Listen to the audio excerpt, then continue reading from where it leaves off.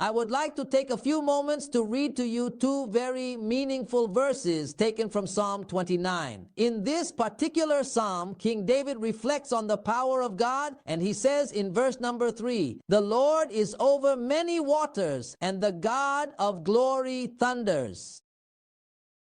The voice of the Lord is over the waters.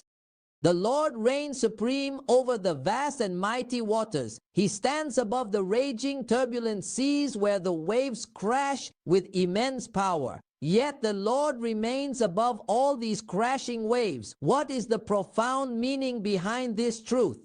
It carries a truly profound meaning that the Lord reigns over the many waters, even the raging, turbulent waters, because he desires to show his control over them. This expression is meant to convey this vivid image to us.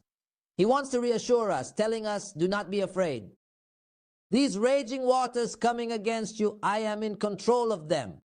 The Lord reigns supreme over the vast and mighty waters, and by his power, I can command these raging, turbulent waters to be still, and the sea will obey and calm down completely, finding perfect peace at his word.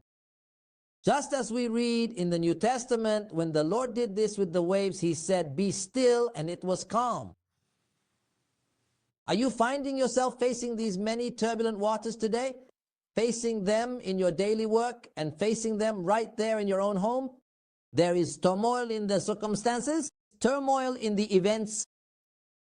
It is not a coincidence that you are hearing these words. It is not a coincidence that you are hearing this verse. You might know this verse and be familiar with it, but you are hearing it right now in particular. It is not a coincidence. The Lord wants to tell you, be at peace. I am in complete control of these raging, turbulent waters, and I am allowing the waters to rage for a specific divine purpose. But rest assured, they will not be able to sink your ship no matter how high the waves rise. You are safe and you will not drown in this storm. I am fully in control of all things, and I have the power to calm the raging sea at the perfect time. Now, looking at the second verse, what exactly does the voice of the Lord do? It is so powerful that it breaks the mighty cedars of Lebanon. And the Lord breaks the mighty cedars of Lebanon.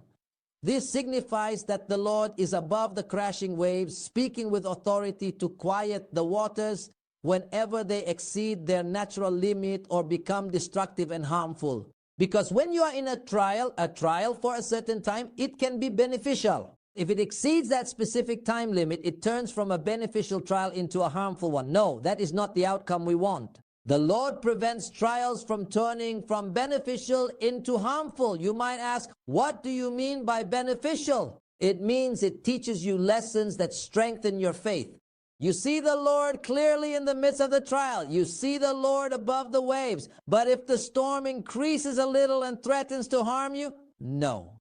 The voice of the Lord stops the waters at the right time. The raging water. What else does the voice of the Lord do? Another very important thing. It deals with cedars, and the hardest types of cedars, which are the cedars of Lebanon.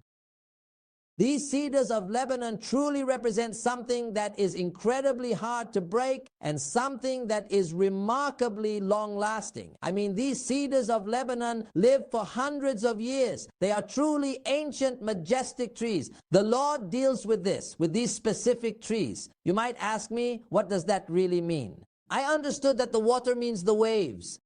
These many waters are a symbol of the raging events that attack me so that I might drown, or so that my health might be destroyed, or so that my work might collapse, or so that my family life might face a disaster. I have already come to understand that the many waters speak of the raging of events within the home, or perhaps within my work, or even the raging of illnesses against me. The cedar tree, on the other hand, speaks of that specific bad thing in your life that just seems to persist no matter what you do. The thing that has resistance. You try to change it and you can't. And it might live for years. I mean, just think about someone who has been smoking cigarettes for 20 years. It's like comparing that to a perennial tree, a sturdy perennial cedar tree. Someone might have been doing something for 40 years. Watching explicit pornographic magazines, or perhaps viewing pornographic movies. Bound by these addictive things, someone might struggle with sexual sins that persist for a long time. Someone might have had fear since they were young, always afraid and always pessimistic, and they are always feeling like they are in constant, immediate danger, and people want to kill them, and they always live with these obsessions that drain their energy. That is this cedar tree, this persistent tree of fear, where you are always afraid, always expecting someone to rob your house, always expecting someone to damage your car, always expecting that you have enemies at your work. Living a cedar tree. This tree will not end. Yes, it will end when you come to the Lord and say to him, "Oh Lord, it is not a coincidence that I heard the verse that your voice breaks the cedars." The voice of the Lord breaks the cedars, and it breaks and it breaks and it shatters what is hard. Yes, the Lord breaks the chain of cigarettes. You become free. Why harm your health with something that brings you dangerous diseases? And it will continue. You tell me you can't. You cannot. The Lord can. The Lord is able. Truly, the Lord is able to do far, far more than we could ever hope for or even expect. There is a verse that says this: He is able to do above all things, far more abundantly than we ask or think. Meaning, the Lord's work is wonderful. Something bad in your life or in your home or in your health, it has been there for years. Don't accept that it should continue. Why accept it? You tell me it's over. This is something that has taken root in me. There is no such thing. There is something called the Lord. He comes to this tree that has been there for many long years and commands, and the cedar tree breaks in the name of the Lord Jesus.